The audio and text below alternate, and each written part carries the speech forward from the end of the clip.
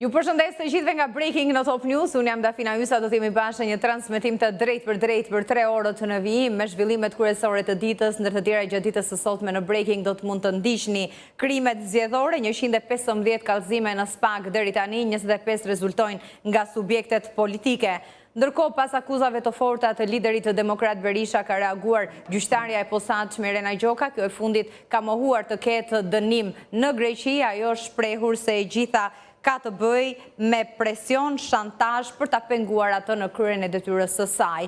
Ndërkohë nuk ka ende asnjë gjurmë nga i riu i cili 29 vjeçari, i cili prej disa ditësh është zënë nga një masiv dheu në Klos të Matit. Këto dhe të tjera do të mund të ndiqni gjatë ditës së sotme, pa diskutim edhe ecuria e votës së diasporës, problematikat e shfaqura deri tani, çfarë ka bërë me dije gjatë ditës së sotme kreu i KQZ-s Celi Bashi. Por në pjesën e parë të programit, ne do t'jemi me krimet zgjedhore, po ashtu zhvillimet të tjera që lidhen me SPAK e gjykatën e posaçme. Me mua në studio kam kënaqësinë të kem ekspertin për çështjet të sigurisë Fation Softa, mirë se erdhët. Përshëndetje, faleminderit. Po ashtu avokatin e njohur Kujtim Cakrani, gjithmonë kënaqësi avokat, mirë se erdhët. Kënaqësia ime, mirë se u gjeta. Faleminderit. Siç është bërë me dije, në fakt edhe pak ditë na ndajnë gazetet e përgjithshme, vëmendja ka qenë tek parandalimi i krimeve zgjedhore, ka pasur një situatë të tensionuar në qarkun e Lezhës, ka nisur një procedim edhe për kandidatin demokrat Gjin Gjoni, teksa nga ana tjetër kandidati demokrat në qarkun e Dibrës ka bërë denoncime gjatë ditës së sotme në SPAK. Ne do të ndjekim shkurtimisht një material e më pas do të kthehemi në studio për të diskutuar se si është ecuria e deri tanishme, masat që ka marrë task forca e pse pikërisht agentët e BK-s sot kanë zbarkuar për një takim në Elbasan. Vetëm pas pak. Pak ditë para zgjedhjeve parlamentare të 11 majit, deri më datë 5 maj janë regjistruar gjithsej 115 materiale kallëzuese në lidhje me krimet zgjedhore. Këto materiale përfshin kallëzime të ardhura nga disa burime. Konkretisht, 25 janë paraqitur nga subjektet politike, 35 materiale janë dërguar përmes platformës online, ndërsa pjesa tjetër vjen nga referimet të policisë së shtetit si dhe denoncime qytetare. Nga këto materiale janë regjistruar 35 procedime penale, prej të cilave 8 janë procedime të nisura kryesisht nga SPAK, sa ka gjatë një deklarate të fundit kryetari i Komisionit Qendror të Zgjedhjeve, Ilirian Celi Bashi, dha një përditësim mbi heturinë e hetimeve për krimet zgjedhore. Ai bëri të ditur se aktualisht janë 115 materiale kallëzuese të përcjella në SPAK. Celi Bashi shtoi gjithashtu se sipas të dhënave nga Prokuroria e Përgjithshme, deri më tani janë regjistruar 32 kallëzime penale në prokuroritë e ndryshme të vendit. Zoti Cakrani, si do ta vlerësoni të rritjen ose çfarë komenti do të kishit për rritjen e numrit të denoncimeve, por edhe procedimeve në prag të zgjedhjeve të 11 majit? Pra, totali ka arritur në 115 kallëzime, 25 rezultojnë nga subjektet politike, pjesa tjetër nga qytetarë, por edhe të nisura kryesisht nga prokuroria e posaçme.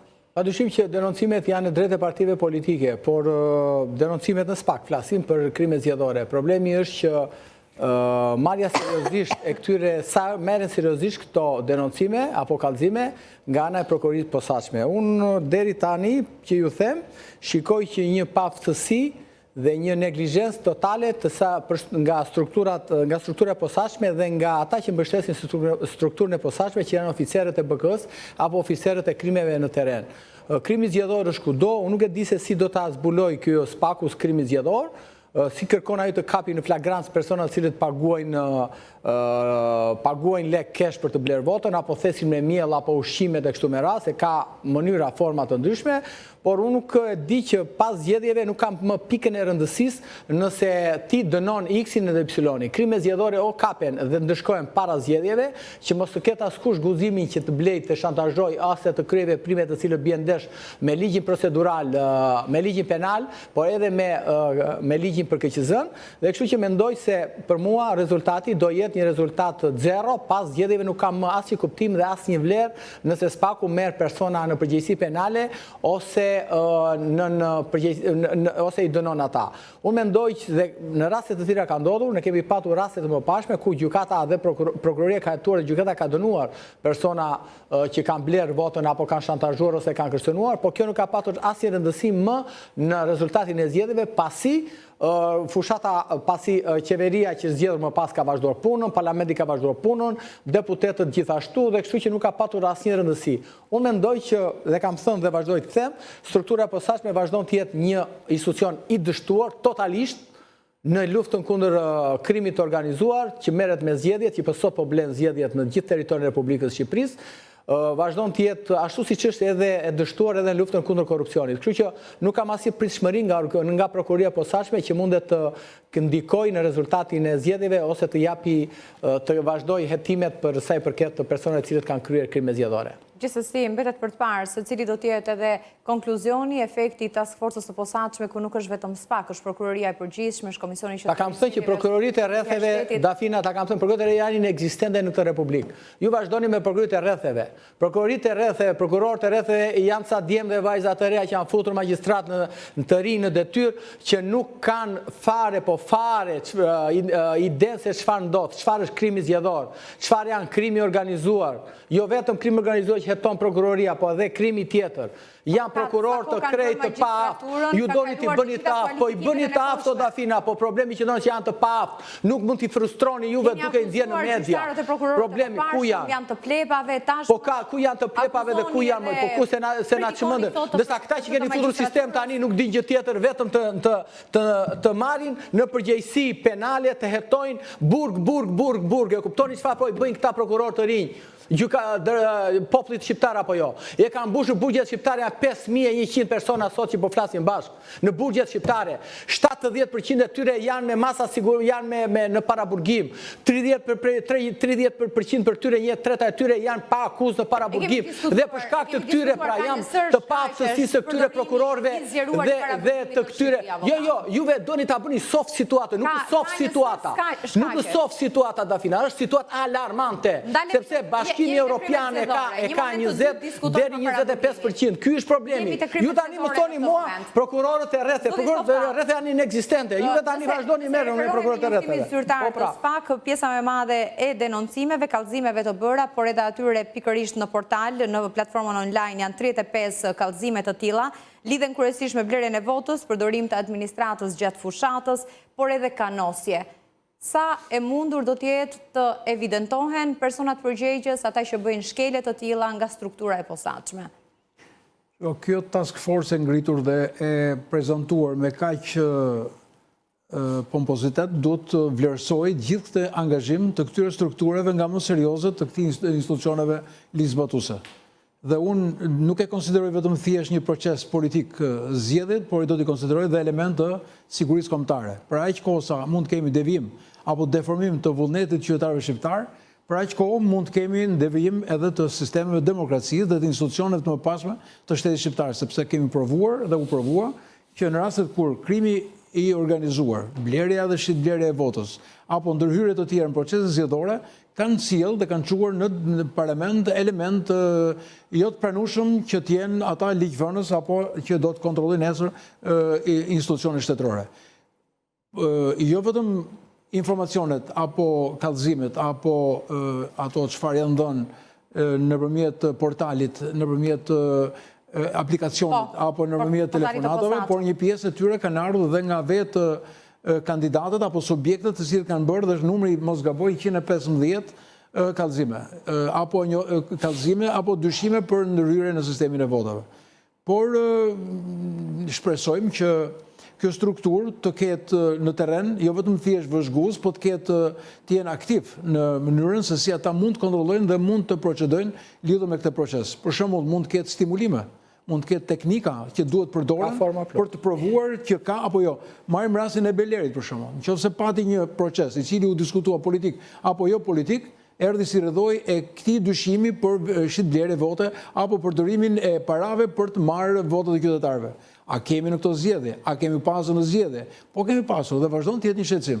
Prandaj ne themi çfarë do të ndodhë. Nëse ka diçka duhet ndodhë para zgjedhjeve, që të trembet po themi çdo element që guxon dhe ka kurajën të përdor shitblerjen, funksionet shtetërore, të përdori po themi dhe asfaltin elektoral, sepse ka ndodhur që her pas here ata çfarë kanë pasur pushtet kanë përdorur rrugët në inaugurime në gjë. Ishte pretendimi kandidatit demokrat në qarkun e Divrës, një nga pretendimet. Shiko, duhet futet në ligj. Nëse një kandidat thotë që në këtë rrugë unë do ta shtroj, edhe sikur të mos e shtroj rrugën, po unë do ta shtroj rrugën, ky do të përbëjë vepra penale. Sepse çfarë ndodh? Unë që mund të jem hallexhi dhe kam probleme me rrugën, mund të ta jap votën vetëm e vetëm që të më bëhet rruga. Por ke dëmtuar shumë rënd demokracinë, sepse i ke dhënë mundësinë për shkak të një rruge që ti thua do ta bëj, ky mund të devijojë demokracinë. Pra, nëse ti thua do të shtroj rrugën dhe flet në përgjithësi, por nëse ka një përcaktim, një rrugë caktuar, jo më ta shtrosh. Po them edhe sikur të deklarosh dhe duhet monitorohen sikur se ndodhet në vendet qi. Pra nëse ti deklaron ti je sigurt të arrestojnë dhe fillon një proces gjyqësor lidhur me aktivitetin që ti kërkon të devijosh demokracinë. Kemi përcjell avokat një situatë të tensionuar në qarkun e Lezhës, 2 ditët e fundit, zyrtarisht bëhet me dije se ka nisur procedimi pikërisht për kandidatin e Partisë Demokratike Gjin Gjoni, ish gjyqtar ky fundit. Procedimi erdhi pas denoncimit nga kryei i Partisë Socialiste në Lezhë Pacaj, teksa ky fundit u shpreh se Gjoni ka përhapur akuza të pabazuara ndaj drejtuesve të Partisë Socialiste në zona të ndryshme. Ndërkohë, kandidati demokrat në Dibër Gjungshi ka denoncuar në SPAK kryetarin e Bashkisë së Peshkopis Spahiun, drejtorin e shërbimeve të bashkisë dhe kryetarin e njësisë administrative në Luzni, Labinot, për krime zgjedhore, duke referuar pikërisht edhe investime të tilla apo tash të quajtura si asfalt elektoral. Dafina, më thoni, me gjeni në një vend të botës që zgjedhjet i ruan opozita, që duhet ka detyrimin opozita të ruaj zgjedhjet, të ruaj veprimet. Opozita duket të ka një synim për të krijuar një tani më bëri një pyetje, më falni një sekond. Unë të isha kryetari i Partisë Demokratike, jo opozitës që në tërësi, unë do krijoja banda të armatosura sot në këtë gjendje që është Shqipëria për të ruajtur votën e shqiptarëve, sepse i kem mafjen, e ke të gjitha, i ke në terren, o Dafina. Më kuptoni? Unë do krijoja struktura paralele, thash për të ruajtur votën. Nëse do isha unë, më pyete mua.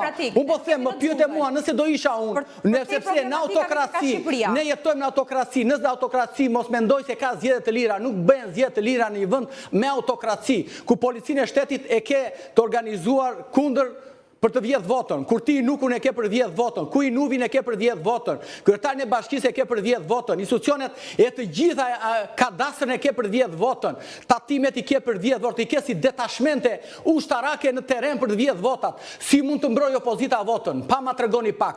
Si mund të mbroj votën qytetarëve opozita në qoftë se ti? Po jo me institucionet, ju më pyetet unë po të them tyja. Institucionet të krijuara me një reformë që mori 140 vota në kuvend të gjitha palët politike. Institucionet, sepse ndodh kjo, se s'ka institucionet drejtësie. Nuk ka institucionet drejtësie. Po të kishe institucionet drejtësie, nuk do lejonte atë në punësi, të lidhe vendin e punës, të shkon të bëjë fushat në Milano, në Rom, të jite asfaltin elektoral që tha zotëria pak më parë, të vende në mitingun e partisë politike, të vende me lista atje me detyrim, ishte me lista e me zemë me figurë, që nuk mori arrestoj spaku.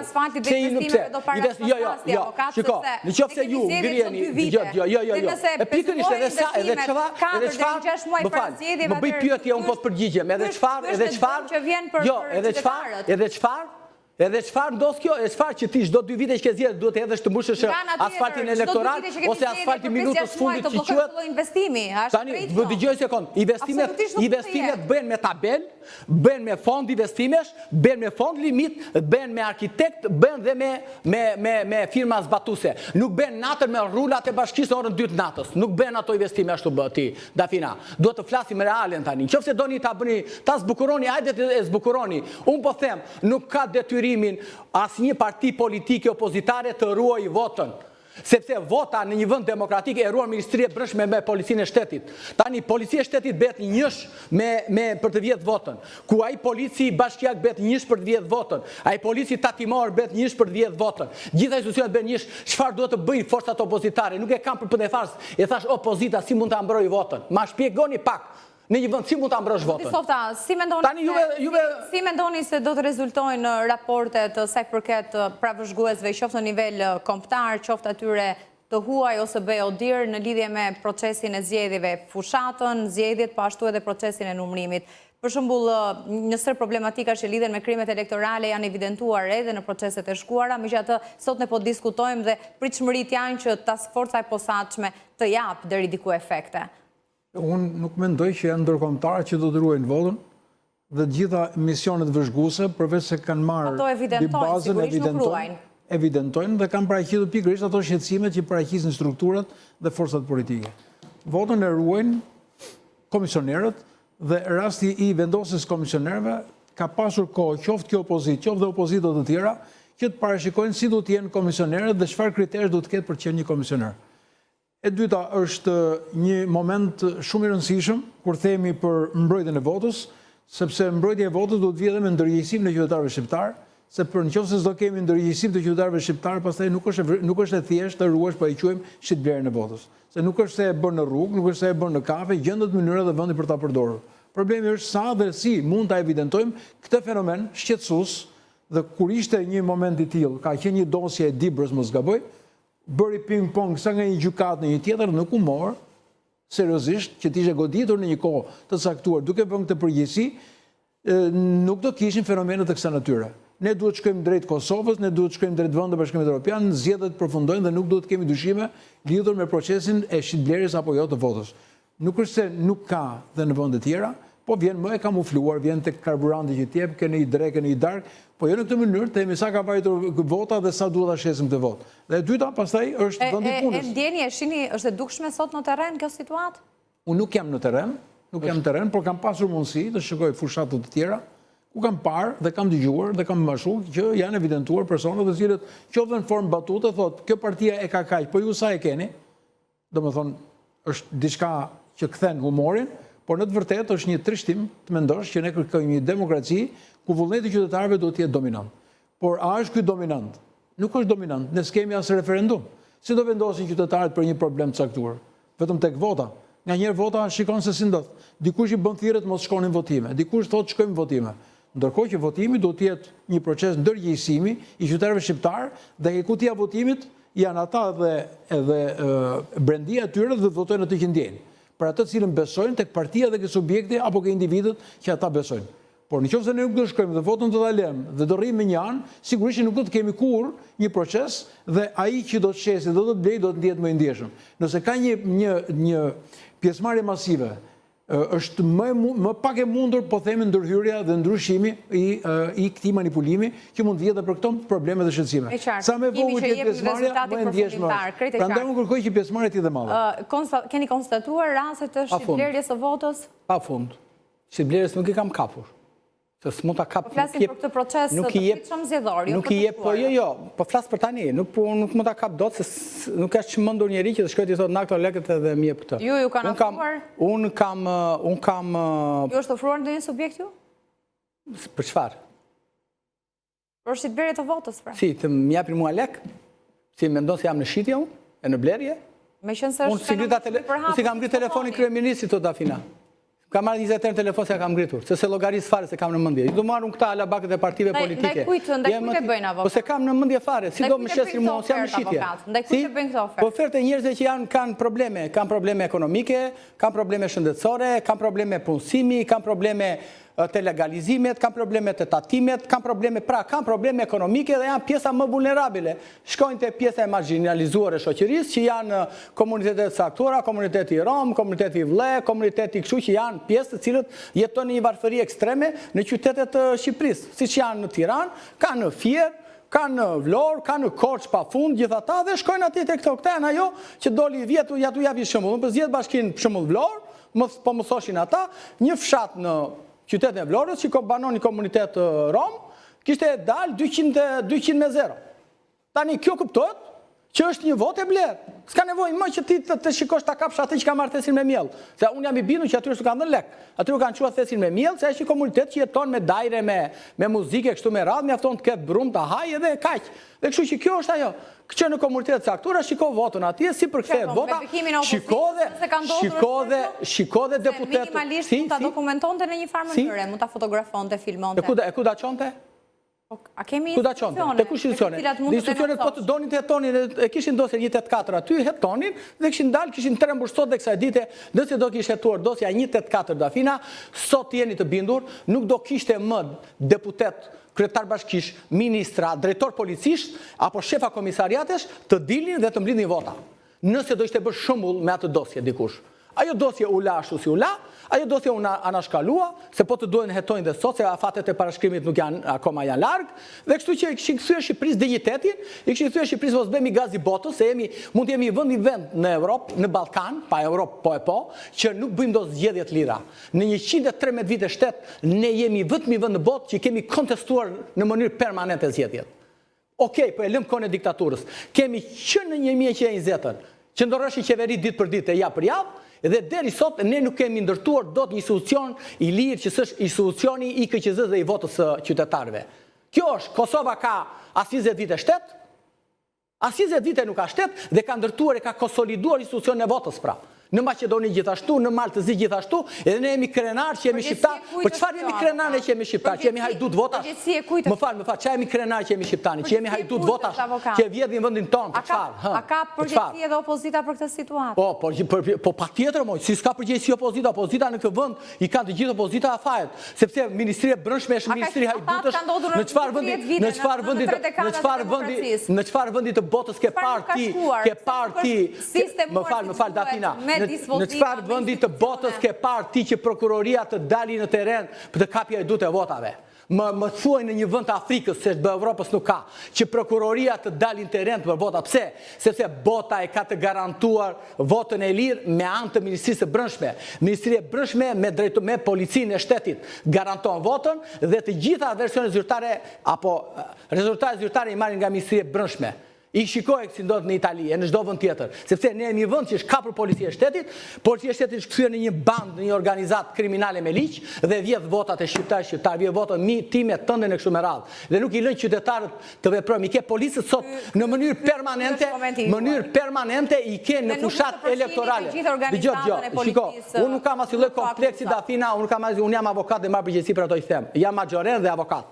Tani problemi që ndron këtu, policia e shtetit është e implikuar të dosja 184, përderisa ajo dosje nuk ka marrë fund dhe përderisa sot policia e shtetit e ke në fushat permanente elektorale, unë këtë mendim do kem dhe unë këtë qëndrim do kem, sepse unë votoj dhe vota ime nuk shkon atje ku duhet. Ka shumë e thjeshtë. Një komentar të zoti Softa në lidhje me policinë e shtetit, akuzat forta që artikulon avokati, sigurisht nuk mund të përfshihet e gjithë organizata e policisë aty. Absolutisht jo, gjithmonë ndodh që her pas here në interpretim sa herë përdoret policia, sigur ka dhe një lloj sjellje ndaj saj, por brenda forcës policore ka familje, familjar, ka njerëz të devotshëm, patriot, por ka dhe njerëz të cilët nuk është thënë që duhet të jenë me partinë A apo me partinë B.